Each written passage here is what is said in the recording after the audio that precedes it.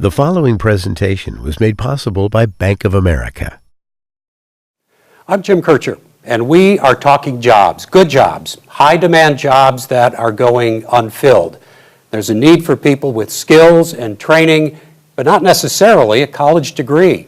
What's happening in the job market now? And what can we expect in the future if this city, this region, this state are going to thrive? If the young people growing up here are going to succeed? And we have to ask, how do we define success today? How do we define job status? How do we redefine job stigma? We've got people joining us today from business, industry, education, parents and teachers and experts, and you. In August, employers, job trainers, and community organizations gathered at the St. Louis Community College Forest Park campus for the release of the 2019 State of the St. Louis Workforce Report. This year we surveyed 1,144 companies. This is the 11th report by the college, which provides insight into our economy, workforce trends, and tracks the recovery, growth, and challenges of our region's jobs. And things that we're hearing are that wage pressures have picked up, and that's a sign of productivity growth. In 2009, the unemployment rate in the St. Louis region hit double digits, peaking at 10.4%. 10 years later, however, the unemployment rate for our area parallels the national trend at 3.6%. While the unemployment rate has recovered since the recession, the 2019 Workforce Report reveals a shortage of workers with knowledge or skills remains the primary barrier for expanding employment for our area's employers. We at Solemn have struggled to fill and find the talent pipeline, and I think we see a lot of the same trends with a lot of our clients, particularly in the technology space. Why? Well, for the last few decades, the push for students to attend a four-year university right out of high school has been strong. Technical training, credentialing, those career pathways to high-demand skilled jobs that require some education and training after high school, but not necessarily a four-year degree, often carry a stigma of underachievement. When I finished high school back in 2001, it was just in my family, like, you finish high school, you go to college. Like, that was just what we were supposed to do. But research says that 45% of students leave college and never graduate, many trying to enter the workforce with no credentials and a lot of debt. And many young people aren't aware of opportunities to career training and alternative career pathways outside of a four-year degree. Many people from my generation are most definitely looking for alternatives to college. Like, there are people that I've graduated with that they didn't know what a trade school was, they didn't know how to obtain an internship. The good news? Business leaders, organizations, and schools have become proactive, working together to stop the widening employment gaps in high-demand skilled careers, while at the same time creating career pathways for young people. But they began this program strictly to recruit and train and teach and develop this skill that we need. And we have a room full of people who are ready to discuss high-demand skilled jobs in our region, including Carmen Jacob, who's the CEO of Next Gen Information Services Incorporated. That's a talent engagement firm headquartered here in St. Louis. Chantel Chandler, Communications Coordinator for North and South Technical High Schools. And Hart Nelson is here. He's Associate Vice Chancellor, Workforce Solutions Group at St. Louis Community College. But before we get to our panel and to our audience, I'm going to start with Governor Mike Parson, who's joined us this morning. Thank you. Thank you. We always hear the good news. We see an unemployment figure of 3.6. That's too simple for this issue. There's still issues that need to be addressed. There are things, no doubt, Missouri is doing well. But what do we need to do better? Yeah, it's a good point. Even when unemployment rate is low, you still, when you can't meet the job markets that are out there, the demand of the jobs out there, it's still a problem. So you have to figure out what tools do you have, or how can you help with that situation. And I think one of the things you got to realize, what was mentioned earlier in the opening film there, that, you know, where are kids going and who is the workforce? First of all, you got to identify that. So who is that? And what you got to really look at is what is the workforce for the future, not so much today, but what is it for the future? And that's where I think when you look at our educators in our high schools, trying to prepare young men and women to really know what the demand is out there and to realize what it means to go to a trade school, what it means to get a skill, what it means to go to community college, what it means to go to a university. All of them play an important role. But the one thing I do know is you're going to have something besides a high school diploma. What's the role in the state of all of this? Clearly, regions and towns and cities, organizations are taking a role in this. What does the state do? I think where the state does is programs we did like fast track programs where we help somebody that's maybe fell out of the workforce or doesn't have the skills they need to skill up. It was a program that we did this year that we put, several $1 million behind it, trying to make sure we give young men and women the opportunity to go back to a skill set, to a trade school to help them. That's one. But number two, again, we team up with the K through 12 education. We team up with the business community as government and try to figure out a solution where we start making patterns and we start doing things to help provide them the tools that they need. For example, One Start. One Start's a program we started last year for businesses, that they can now get specific training for their businesses, that they can tailor that to our schools, to our trade schools and everything, that they now have a say in what is really that workforce. And I think it's always important that you understand really what is the needs of the businesses and how do we need to train our kids, because that's the future. If you don't do that in that basic education level, then you're not going to meet the demands of the future. Great, thank you. That's what we're here to talk about. Governor Mike Parson, thanks for taking time out of your busy schedule. Thank you very much. Thank you. I want to go to Hart Nelson because we started out with the workforce report. A lot of numbers, and some of you guys love numbers, right? Some of you guys love data. But let's look at the trends. Now, this workforce report's been coming out for, what, 10, 11 years, right?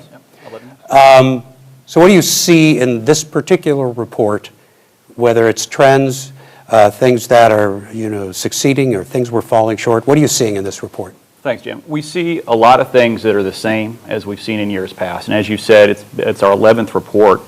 What that means is we've been able to see an economy that's gone all the way from the depths of the Great Recession on through full employment, basically, now. And so what we've seen is an economy that is strong. This is a survey of employers. It's 1,144 employers, as you heard earlier. And it's a phone survey. So this isn't just folks who want to go onto a website. It is statistically valid, so we think that it's really a good snapshot. But because we've been doing this so long, we are able to see the trends. I agree with you. Some people like numbers. I like the stories that those trends tell. So what we see is hiring continues to be strong. Employers are saying that they've had a really good year and they've hired. They say that they are still having challenges finding skilled workforce.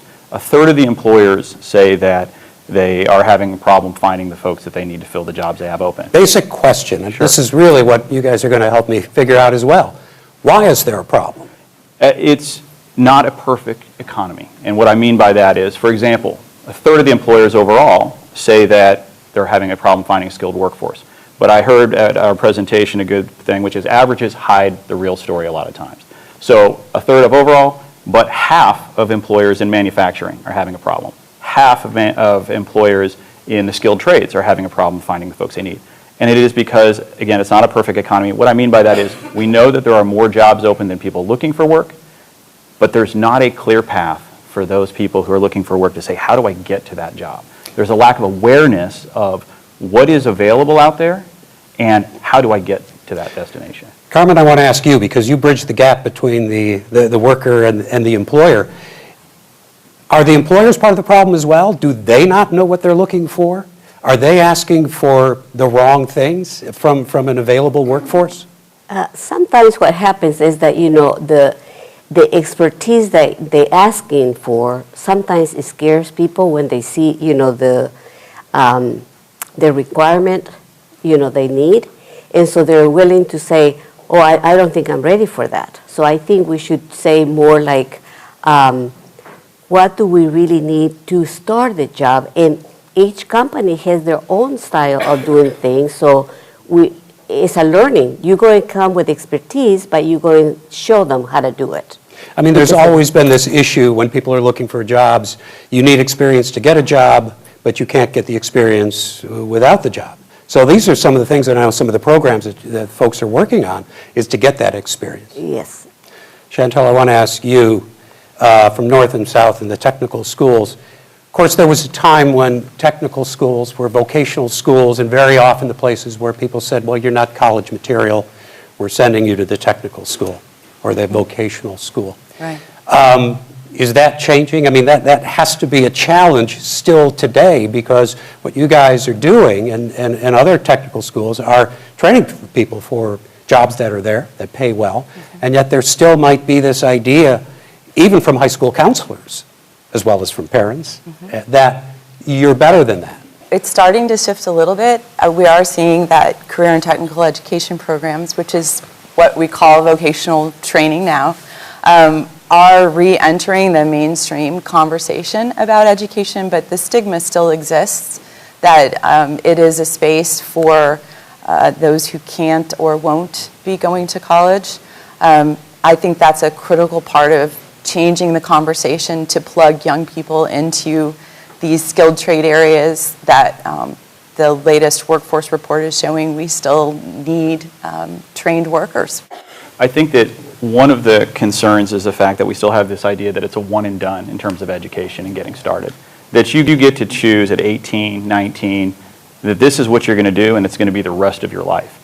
And that just really isn't true. It's not the economy we have anymore, and it's not what we need to do if we're going to be successful as a region. And so the idea that someone can go into a technical trade or a skilled trade and maybe not go on for a degree at that point, but have that opportunity to go and pursue a degree or to get it while they're doing an apprenticeship, and then later in life go on and have an advanced degree, that's something that we need to get more comfortable with. We want to talk a little bit about which of those fields are really growing and where the potential is. I wanted to ask the mayor, because she was so kind to join us today. Mayor, a lot problems in the city, I get that, but there's a lot going on. And I'm just off the top of my head, you've got Cortex, NGA is coming, Square is moving into a new headquarters, other things going on. How important is all of this that we're talking about to the future and the development in the city of St. Louis? Well, I think certainly workforce development is so critical because, for example, in the city right now, we have 1,000 openings, 1,000 job openings, and many of those openings do not require a college education, but they do require good work ethic, they do require good soft skills, particularly for police officers and many other positions. But one of the things we haven't talked about today is we're talking a lot about the high school graduate, but we also have many people in our community who are not being counted in the unemployment numbers, but they are not working. They are 18 to 64, and they are not being counted because they are not working or not seeking work. We need workforce development opportunities to train those individuals, some of whom may be 25 or 35 or 45, into new skilled jobs where they can have a great job, provide for themselves and their families, and understand that feeling that you get, that pride that you get in a job well done. And so we need both. We need all of these things. We are missing out on the talent that those people have who are not in our workforce and who are not being counted. So until we're able as a community to really bring those folks out into our workforce development programs, we won't have as many skills as we need to have. And in an urban situation, you need a good transportation system. And maybe bike trails and things like that. So all of this sort of ties together, doesn't it? Right. It all ties together. As we all know, it's a which comes first. But, you know, for example, in the city of St. Louis, we have SLATE, St. Louis Agency on Training and Employment. We have training programs, not just for 18-year-olds, but for 30-year-olds and 40-year-olds. We want those people in our workforce, and we're actively trying to bring them into the workforce because we think that the low unemployment number doesn't tell the full story here. Thank you, Mayor. Thank you. Appreciate it. There are skilled workforce shortages across all industries. Healthcare, no different. Let's take a look. Due to the increasing demand for health-related diagnostics, medical laboratory technologists have job security. And with the high number of these professionals retiring in the next few years, It also means that the need for skilled lab techs are in high demand. Actually, this looks like a little bit of yeast right there, so we would call that. Amanda Michelle is a laboratory scientist at Missouri Baptist Medical Center. In the next 5 years, 19.4% of our professional population will be retiring, so that's 1 in 5 of our techs, assistants, technologists that will be leaving, so we do have a really high demand for positions in all laboratories nationwide.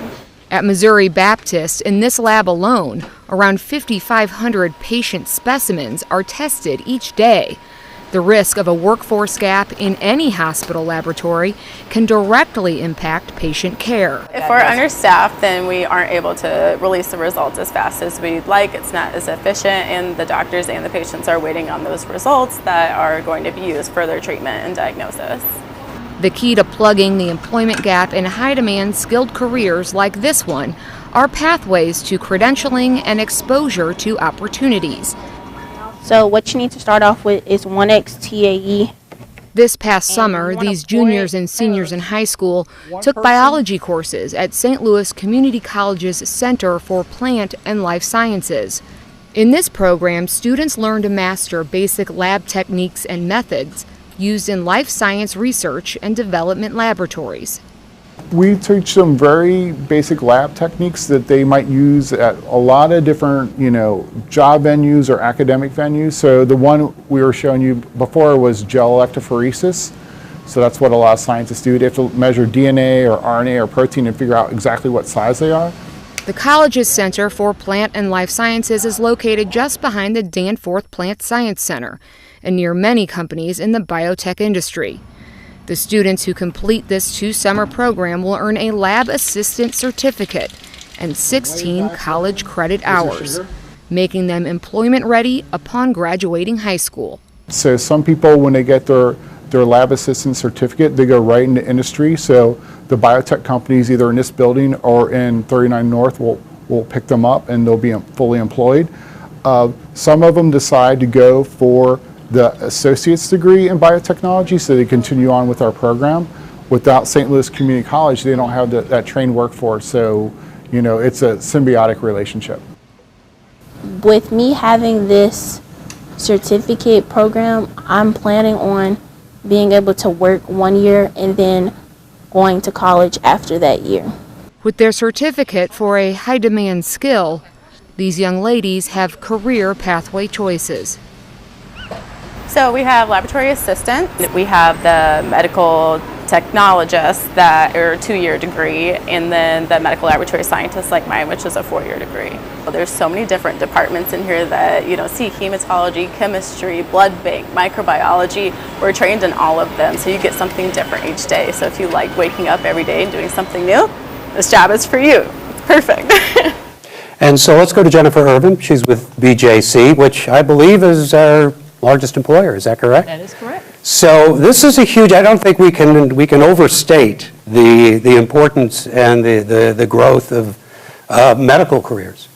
That is absolutely correct. And to be able to show, one of the things about when you think about the workforce, you don't know what you don't know. So we're excited to be able to show students while they're in high school that there is room for you to come and join an organization like BJC Healthcare and some of those critical, hard-to-fill jobs, which a lot of them are in the laboratory, but other areas of healthcare as well. They can come in right from high school, enter the workforce. As a student mentioned in that video, I want to work for a year and then explore options. Well, BJC offers them that opportunity in the lab to come in as a laboratory associate right out of high school. We train them to do that job.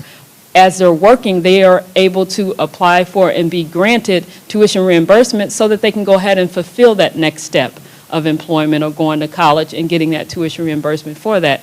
Laboratory is just one of many. You think about laboratory, you think about radiology, you think about all of those careers that students don't quite know about. We know they are aware of a doctor and a nurse, but within our organization, really any job that you can think about, there is someone within one of our 16 hospitals doing that job, and we're excited to be able to show students those opportunities. It seems to me that the earlier you're introduced to these things, the more likely you are to either take to it or decide this is not my area. So you guys must see this if you offer a wide range of technical and skilled classrooms, that people can make those decisions a little bit earlier. That's one of the ways that I like to talk about the opportunity, particularly with parents. Because college is still the ultimate goal as far as parents are concerned for their child, talking about career and technical education and career exploration in the high school as an opportunity to try out college majors before you enter into this 4-year commitment. Yeah, or spend a lot of money. Spend a lot of money, yeah. yes. End up with, and I think that's reflected in the graduation rates that we're seeing, as far as less than half of the students who are starting a 4-year degree aren't finishing. And I think it's because we're sending them there. That may be the traditional student now, right? That's part of the traditional student. That's right. Is one who leaves early. Who leaves early or with debt. Changes their major a year in or 2 years in because it's their first opportunity. They've actually had to explore that career path. Bringing that to the high school level and introducing it at the middle school level gives students an opportunity to know a lot more about themselves, what they enjoy, and what they're good at before they enter into that post-secondary path, regardless of which one it is. I want to ask Art McCoy from Jennings School District.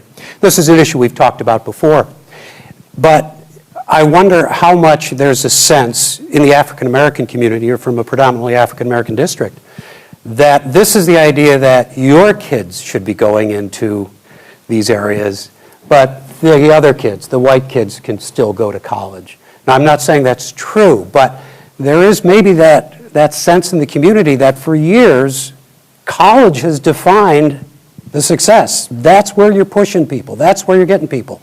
Now we're saying, a skilled job is just as good. Well, I want to first say that when a student earns a paycheck while they're in high school, which is one of our 4 BHAGs, bold, hairy, audacious guarantees that students are well paid, but also that they're well dressed, that they're well spoken, and that they're well equipped to work immediately. Every kid gets a paid internship. And when our students come to school with $20 an hour paid internships from construction corporations, and they're able to have a living wage while still 18, 17 years of age, it quickly changes the idea for parents, because that's more money than some of the parents are earning. This is not an either-or proposition. It's both careers and college. And if you go into a career pathway for prosperity, many corporations will pay for the college that you need to do the job. So we are not only hiring students and guaranteeing 100% of our students get a college credit experience up to an associate's degree or a paid internship, but we're also extending that to our parents so that individuals up to age 50 and 60 are able to have the same partnerships with the corporations and the universities and community college. Was there a stigma attached to non-college pathways? Yes, there was a stigma to the point that people just feel like the positions are outdated, that they're not as smart if they go into something that's considered the old trade school. So we're rebranding the names of the jobs and even the education. It's not just like construction anymore. We're builders, we're creators, we're makers. And in our system, we've started the career pathways as young as kindergarten, where kindergartners are reciting the Hippocratic Oath. They're being matched with targeted mentors in the area of health science, BJC and more, and we're having construction academies in 3rd grade, and they're builders. Because the reality is the jobs that our students in 3rd grade and 4th grade are going to have by the time they graduate, they don't exist yet. And so the language that we are using is already outdated, but it's definitely outdated for the 3-year-old, the 5-year-old, the 10-year-old. And so we just want them to have the power skills to be well paid. There's nothing soft about being well dressed, well spoken, well presented, and well equipped. This is about having power, equal access to great opportunities for a prosperous life. Thank you, Dr. McCoy. You're doing great work, by the way, and it's always great to have you here. Let's talk about this historic sense that a lot of people, maybe people of my generation, have an idea of what the world was. And I was even thinking today, used to be blue collar, white collar, pink collar. Nobody would ever get caught saying pink collar today. But that was how it was. And the idea that manufacturing is dead, nobody manufactures anymore. Clearly people do manufacture. How do you see these people coming in, and maybe Carmen, I can ask you, do they come in with old-fashioned, outmoded ideas about the job market? Sometimes they do, but I think it's amazing that, you know, like in marketing, you know, you need some of this, you know, computer, you know, they can use a lot of computer, you know, and especially, you know, like in the labs, and it's, you know, they're using a lot of technology. So I want to ask another of our guests, Jeremy, you want to tell us your story, what you're doing, where you are, and how you got into it? My pathway to where I am right now in the IT field was non-traditional. I didn't go to college. I wasn't fortunate enough to go to college. Certain decisions in life took my path in another direction. But one day, I just so happened to pick up a job ad and saw a cybersecurity program for Slate. But when I went down there to Slate, the program had already ended and I missed the deadline. But it just so happened on the elevator ride down, it was 2 representatives from Empower there, and they convinced me to join Empower and just give it a go. They tried to sell me on the whole, it's completely free and all of that, you don't have to come out of pocket, it'll help you get in the IT field from college and all that. But I wasn't believing it because coming from East St. Louis, that was just a fairy tale. You never got that message before that? I never saw it. I got lucky when I picked up the job ad. Had I never picked up the job ad, I would have never known about Empower or Slate or anything like that. Mind you, I was working in St. Louis, but it was nothing in the IT field. So he convinced me and I joined the program. It was a 6-month program.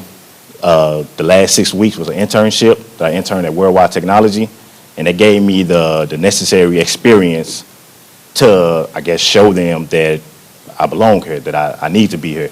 You know, everybody else interned in the summer when school was out. I interned in November to December. It was a non-traditional internship, but it worked out for the best. Kathy Osborne is here, right? Can we talk a little bit about STL Works, just exactly what it is, what it does? Sure, happy to do that. Several weeks ago, we launched STL Works. It's a partnership of business people, nonprofits, educators, training providers, and government. And what we looked at is how many programs do we have? Where's the need? What does business need? And what we found is an interesting thing. We have a lot of programs. Not that we don't need some more, but we have a lot of programs. None of those programs are filled to capacity.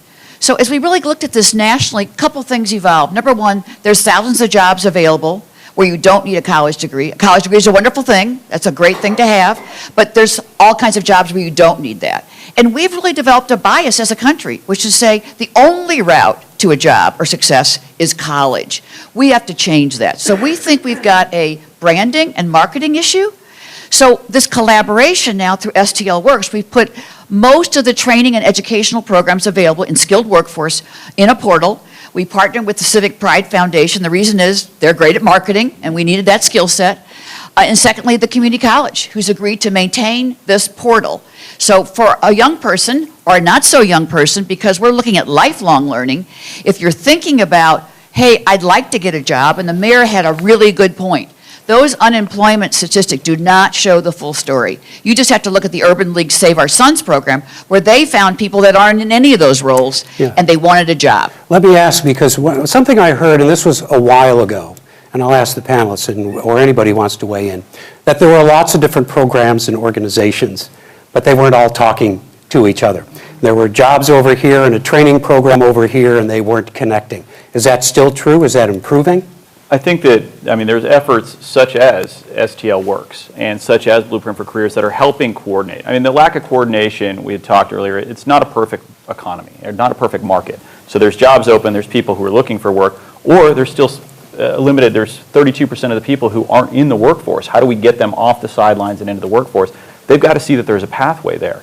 And that takes coordination and awareness of all these programs that are available. The jobs that are available, to know that that is something that I can achieve if I come from North St. Louis City, if I come from, if I'm in the part of the disability community, if I'm a justice-involved individual with 27% employment, that I know that I have a pathway to get to a career out there, and that it's a career, or a job that is going to get me what I need, a lifestyle that I need, is something that I'm interested in doing.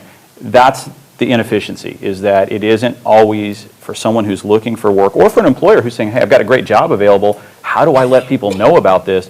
It isn't always apparent, how do I get the word out there? And I think that the websites and the marketing campaigns to say these are the traditional, non-traditional, traditional's gone. this is the way to get to the career that you need and that you want right now. Jeremy had mentioned he was from East St. Louis, so I thought we should hear from Rhonda Soje, who's with Leadership Council of Southwestern Illinois. Again, when I think of Metro East in general, there's a great tradition of heavy manufacturing in one era. I'm sure that's changed, although there is still manufacturing there. But what kind of workforce, are we talking the same sort of diversity, the same sort of changes going on in Southwest Illinois? Absolutely. So in Southwestern Illinois, we have all types of different workforce positions available, ready to go. We just need the workforce. So about 5 years ago, we partnered with business, industry, education, and the military to drive those conversations in our schools, K through 12. We start off with reading to kindergartners all the way through going out to all the high schools with speakers from industry so they can hear from the real people who do those jobs, and they can learn about all different career fields to say, that might be something I'd be interested in. Never thought about that. And with our military friends at Scott Air Force Base, cybersecurity is an incredible field. You have many transitioning airmen that are coming into Scott that want to stay here, work here, and live in our communities, and we want them to stay here and be part of our companies and our communities too. So we work very, very hard with the military to build cybersecurity careers, and we will continue to do that. But it's a grassroots effort. It's about being in the schools to talk to them. So we go out to all the schools from Granite City, we'll be in Chester tomorrow, to Cahokia, to Alton, all of the communities from urban, suburban, and also rural communities to talk to those kids about careers so that they can understand what the amazing jobs are and how to reach them. It sounds like an easy process, but there was so many parts that were disconnected, and we're helping to make those connections to make that smooth and easy for them. Thank you. You mentioned cybersecurity. Tony Bryan's here from Cyber Up. Tell me a little bit about that field. I've been hearing a lot about it in almost every time we do something about this. Absolutely. So the cybersecurity field is massive, right? I think, as Rhonda stated, that Scott Air Force Base is a hidden gem for our region. It has tons of available opportunities and includes the corporate partners that exist across this area. The statistic is there are 4,524 unfilled roles currently today in the St. Louis market. We find that as I talk to employers, most industry professionals are looking for individuals to much what Dr. McCoy echoed was aptitude, desire, reliability, and really doing that. So apprenticeship is a great way to fill those roles in a non-traditional way that doesn't require that 4-year degree. If somebody is able to put in the work, put in the time, much like you did, it's a great way to get into a high. I'm going to ask you a tough question. I don't want to put you on the spot. All right. But one of the issues I think for any employer is the idea that sometimes the young people coming in with the skills don't look like the young people who've been working in this industry for a long time. How do you overcome that? And anybody can weigh in on this, but how do we overcome this idea of a work culture that has not necessarily been maybe welcoming to people who don't look like the other folks working there? That's a great question. For us, we focus our recruitment on women, which represent currently around 11 to 20% of the workforce, people of color, which represent 13% of the workforce. And for us, a big part of that success has been partnering with great organizations like Urban League and Mission St. Louis and Beyond Housing to find those candidates and to be going into neighborhoods that somebody probably wouldn't go into and saying, hey, you can do this, leveraging our partnerships to bring those individuals, I think to your reference of, that look like they do, right, is important to model that behavior and say, I can do this. I remember one of our first early board members was a colonel at Scott Air Force Base, and as a young man, he met a pilot. And the individual looked at him and said, you could do this. And from that moment forward, he knew that he was going to go do that and eventually pursue that in his Air Force career. So it's important to be deliberate and intentional and really reach out and do things differently at that opportunity. Yeah, thank you. I think, yeah. I on that too, because I think that's something Dr. McCoy said earlier and with Tony as well. These jobs, cybersecurity didn't exist as a profession 10 years ago. This is new. The third graders, the jobs that they're going to be in don't exist right now. And so there isn't a pre-existing bias for those jobs. And we just need to refuse to accept that. It's the fact of anyone can do these jobs because they haven't even been created yet.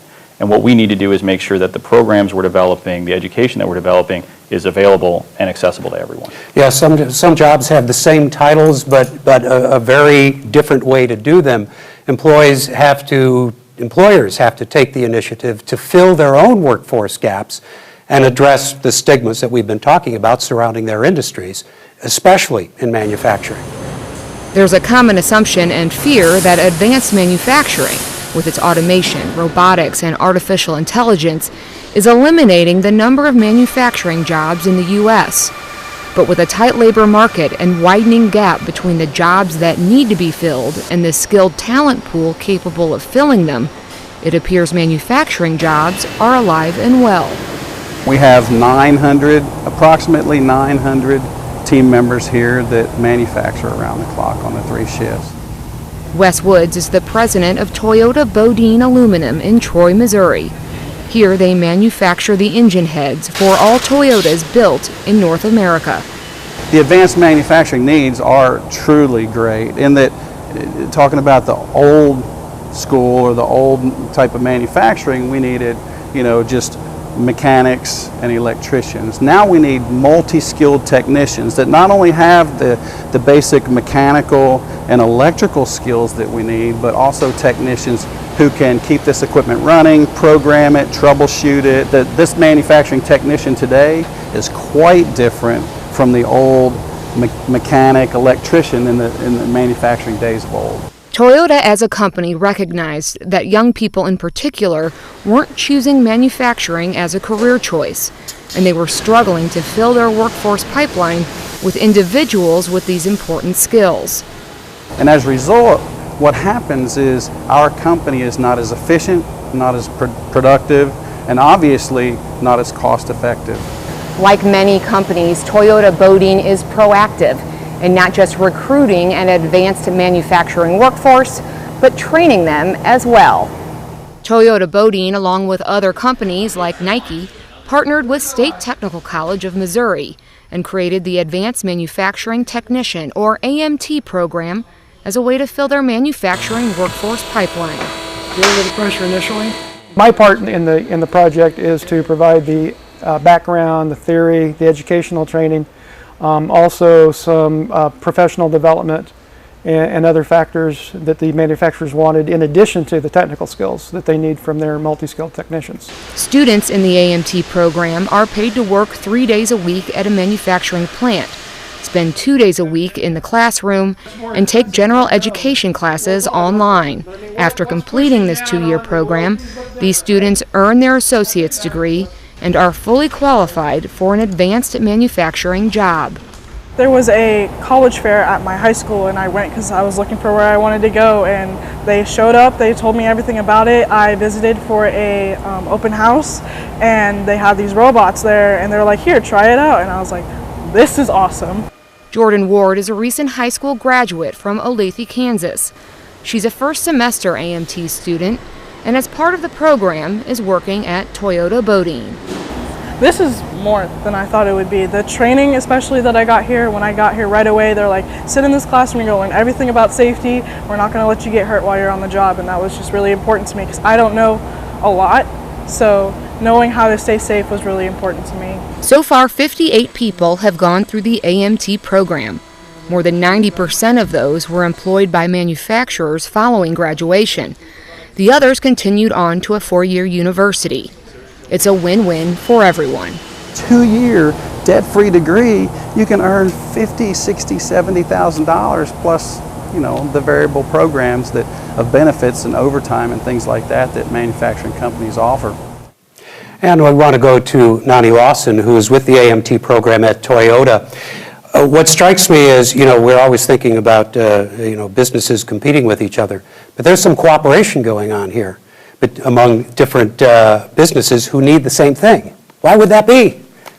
Yes, I'm so excited to be here to share the efforts that Toyota has made with other manufacturing partners to collaborate and work towards building individuals that support our talent pipeline. So we work together with 9 other companies to develop students and work with them 3 days a week and indoctrinate them into our work culture. and also build relationships with these students so that they can truly understand what kinds of jobs that we need, and they're also building real practical skills, technical skills, relationship skills, transferable skills that will make them very marketable, and we're super excited about that. And so companies are struggling, and before companies would compete with one another on in terms of hiring the same talent pool, and now we're working together to help define what those technical skills are, what those core manufacturing skills are related to safety, quality, productivity, problem solving skills, as well as professional behaviors that are necessary in all workplaces. I want to talk a little bit about smaller businesses. David Burles is, there he is. Yeah, what's your point of view here? The point is that the St. Louis economy used to be dominated by larger employers, which were great training grounds for lots of people coming through the workforce, and then they would move on and help these smaller companies and such. With the recession, we had a complete depletion of that talent pipeline that had existed in larger companies, and the larger companies, to a large extent now, say, hey, we can operate leaner. And so now the smaller companies have a new role, which is they have to develop raw talent that they used to not have to. And this is a critical new factor that small businesses need to take on, is the development of talent, because they can't just hire it, they have to now develop it. Carmen, I'm wondering, in small businesses, are their needs, thank you so much for that point of view, by the way, but are small businesses needs different than some of the other larger businesses? Oh, yes. In fact, I was kind of thinking it would be nice if they were giving tax cuts, for somebody kind of taking the time to training some of the people that, if it's small, you cannot be paying, the salary of, an employee, but you can start training them if you had a little bit of help from tax cuts. And I think that one of the things that's key there, we've heard about apprenticeships today. When you have an earn while you learn, which is just critical. Our students at the college, they don't just want to work, they have to work. It's just a requirement. They need to have that income coming in, and it's key. It used to be with the larger companies that you'd set up an apprenticeship program, it's easy to go through the process, it's done.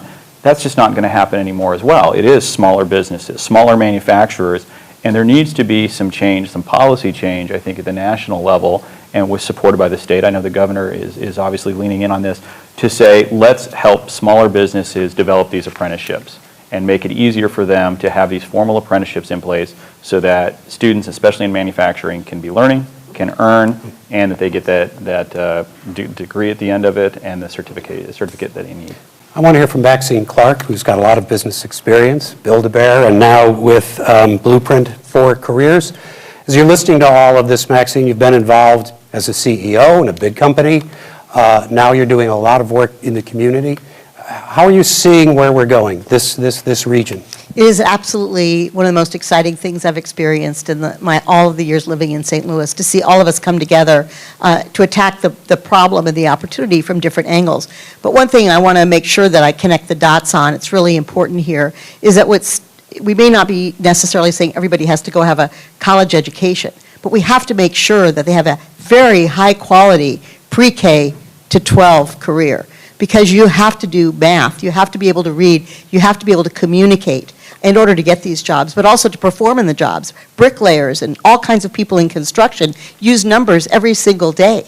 And if they haven't been taught those as importantly as they should have been, then they're going to fall behind. Those kind of careers won't even, if they're interested, they're going to not be able to get those jobs because math is an important requirement. So I don't want us to lose sight of how important pre-K to 12 education really is in our community, and making sure that all children get the quality education to pursue their dreams and the prosperity that Dr. McCoy talked about. And I don't think that we necessarily always put the focus on it that we should. So that's one thing we can't forget about. And the other is to make sure that we give kids an opportunity. I have the pleasure of traveling around to all the school districts to meet so many incredibly talented young people with just such bright futures, and we can bring those into our healthcare system, into our automation system, into our cybersecurity system, and they will thrive. And so we should be very excited about that. It's a huge opportunity. We have to remember that early education from preschool to 12 is incredibly important, more important than ever if they're not going to go on to get a college education. Right. Thank you. We have a question from the audience or a comment. Go ahead, please. Tell us who you are. I'm Dr. Catherine Matthews. I'm from St. Louis University in the Bander Center for Medical Business Ethics, but I'm thinking about this as the mom of a 15-year-old son who just transferred to a private school in West County, and to the questions about our different kids being tracked to different places, this weighs heavily on my mind. So I wonder, do any of these training opportunities intentionally work against the way that we're segregated in the region? Bringing kids from different schools so that they can do this training together. I think that one of the key things on making sure that that access is there is we can't be everywhere, and the folks who are the providers can't be everywhere. Our force multiplier really are the teachers, the counselors, the folks who are in the schools. And there's some really great programs. I think RBC actually helps sponsor Show Me Careers. It's something the Missouri Chamber does, where that is their entire goal, is to get teachers and counselors out to visit different employers to say, here's the jobs available, one piece of awareness, but also they're visiting, for example, our Center for Plant and Life Science to talk about this is actually a pathway to get you to that biotech lab technician. Making sure that that's where that accessibility comes in, is making sure the folks who are in the schools across the region understand this is available, and to the point it's made, they're available to everyone. Here's how you get there. That's key. I want to go to Shannon Bagley from Centene, a major employer, as you're listening to all of this. What do you have to add? What are you learning, or what do you want to teach us? Sure. I would say that our organization has invested very closely with Dr. McCoy, with Jennings School District on internships, which then lead to part-time roles while individuals do post-high school training and development, and then ultimately lead towards full employment with the organization. And then we also work very closely with Coder Girl and Launch Code to try to bring in that additional IT talent from diverse industries that so desperately we need, and that also fuel the innovation and entrepreneurial spirit of the organization. But I would say, and even from a development of our own workforce, we opened the doors just this past month on Centene University. It was a major significant investment in the development of our workforce of over 54,000 across the nation and in this state. And so we're continuously developing our people and attracting individuals from different areas of the community. Is it working? It is. But I would tell you, the one challenge that I don't think we've talked about is public safety. And it is a real challenge that we see in both attracting talent to this community and in keeping talent. We know that individuals aged 25 to 44 are leaving this community at a rate 3 times faster than the national industry. And so we'll continue to invest in our people, we'll continue to invest in the community to attract and to develop that talent across this area.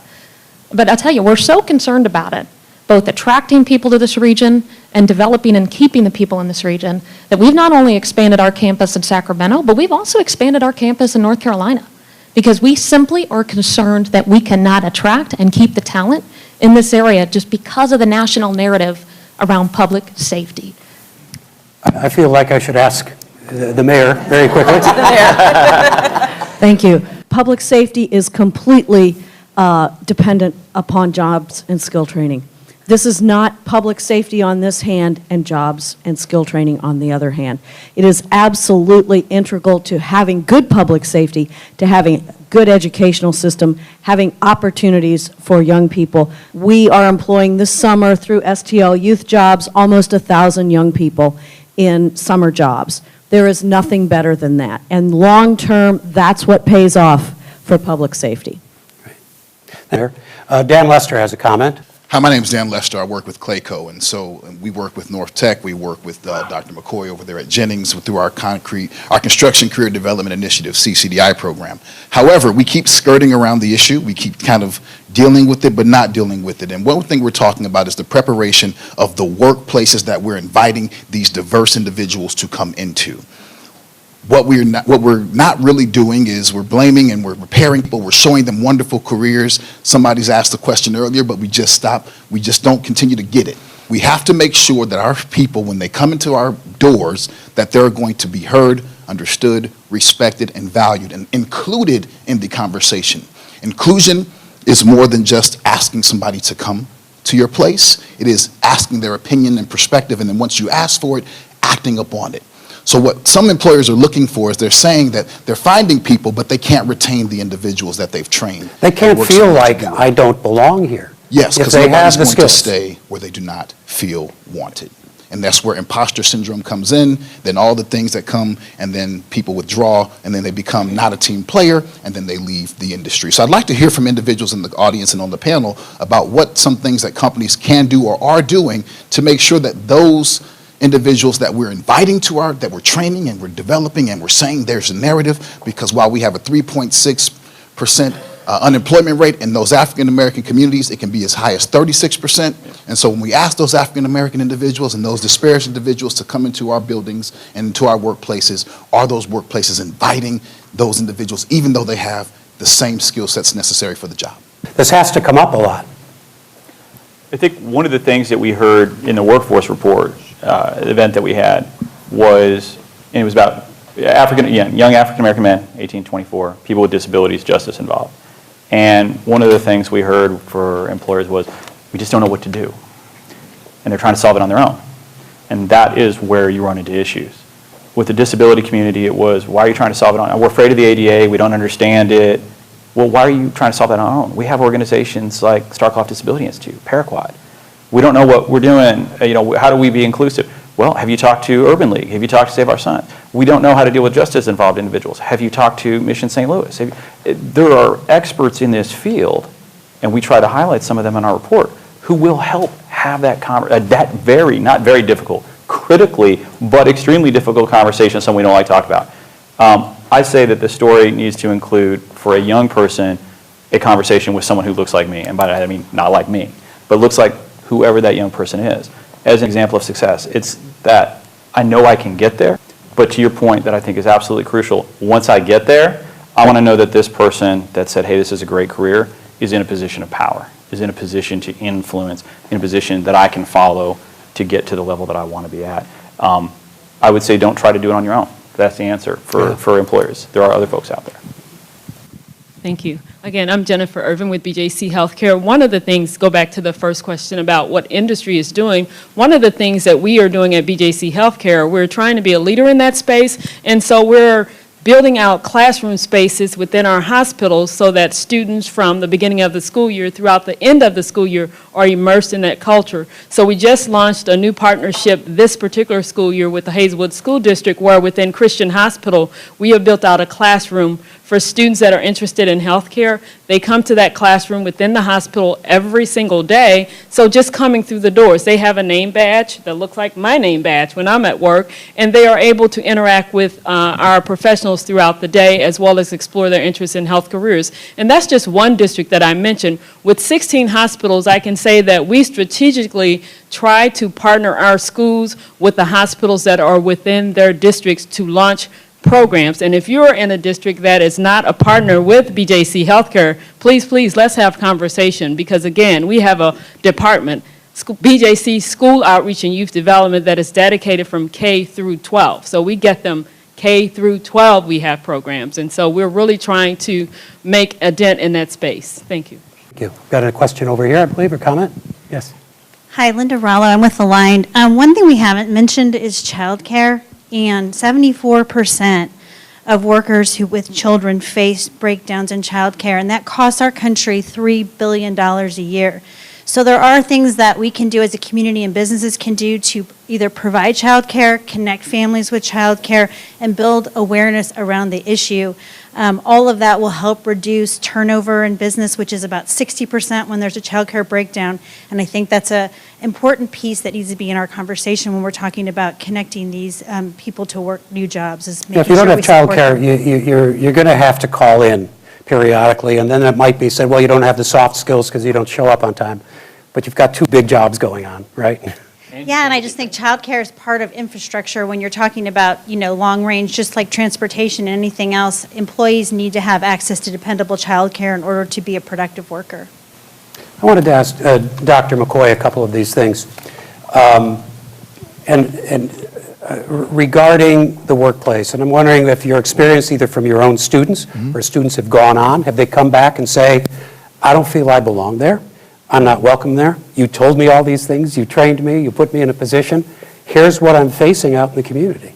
I would love to give a chance to give our students some voice because this is Sure. a lot of what Like to we're hear. talking about. I just want to echo a few points, or at least add a few points to the doctor from SLU who shared the question about exposure for all. There are some national programs that all of our school districts across the country can be a part of, which I'm pleased that our governor leads for Missouri, but it's called Jobs for America's Graduates, and it can be in any school district, in any place to get job shadowing skills, exposure to middle-level management, as well as CTE credit at any location, Parkway or even Rochester, New York. So I would say get engaged with that. The second thing is we're hitting on the difference between soft skills and power skills. It's soft for people who have jobs and have wages of $100,000 in social places, but it's power for those who may be in a rural trailer park or maybe in an urban area where there are gun shootings and everything else. It's power to get out of that, to be protected, to have a living wage, to have means, to have a productive prosperity in your life. And so the speed of your system not having access to this is the degree to which you think it's a soft skill.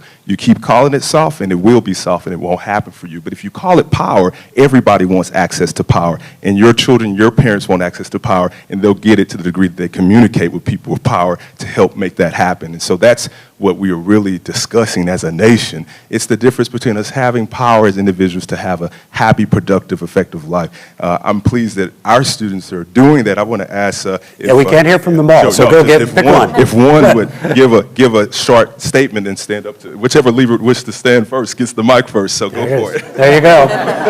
He's got the power skills, I can see that.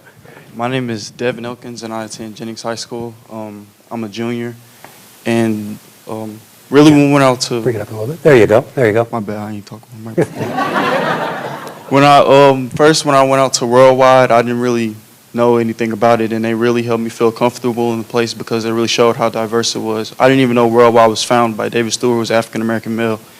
And to have me and my peers, my friends, go to that and experience that at the same time really made me feel comfortable and showed that even though I'm African American, I still have a chance and I still have the ability to complete anything that other white kids can do.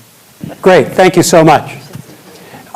Yes, go ahead. Another question. Comment. Hi, my name is Jessie. I work with Launch Code. I feel like we can talk about culture and conversation all day. That's why I love that you brought this up. But I think what we're bringing into the conversation when we talk about HB 1139 is we're bringing policy, which I think is an important piece to this. Like culture changes, right, based off of the people involved. Like you're from Centene and you mentioned Coda Girl and Launch Code, and I love it. And I love that you support us. But if you leave and the person who comes in after you decides that that's not an important connection to maintain, what can companies do? Like BJC mentioned they have a department. What can companies do to introduce policies within their companies to actually back these things that we're talking about? I'll say the state of Virginia just recently passed legislation that required all high school graduates also to leave with a certification. So that made the standard now be that career and college readiness is the norm across all school districts. Thank you guys for coming. Thank all of you for coming in, really raising some really important issues and questions. And that's all the time we have. For more information about Nine's American Graduate Work and to connect to job resources in our area, visit ninenet.org/jobs. I'm Jim Kircher. Good night.